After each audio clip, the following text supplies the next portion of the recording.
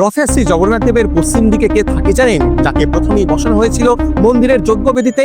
মুক্তি মণ্ডপের একদম পশ্চিমে আসে এবং মুখ পূর্ব দিকে করে সেখানে স্থাপিত আছে এক অলৌকিক মূর্তি।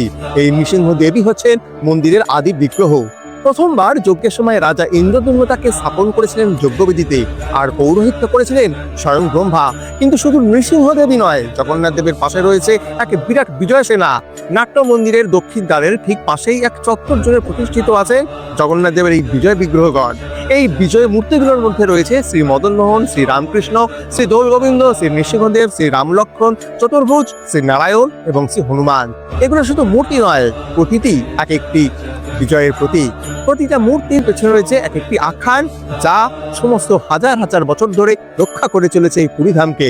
এই ভিডিওটি যদি আপনাকে একটু হলেও স্পর্শ করে, তাহলে মায়াপুর চৈতন্যময় ভোজপত্তন চ্যানেলটাকে সাবস্ক্রাইব করুন আর ভিডিওটা শেয়ার করে দিন সেই সমস্ত ভক্ত বন্ধুদের সাথে, কারণ তাদেরও তো জানা উচিত এই রথ রহস্য কথা। হরে কৃষ্ণ।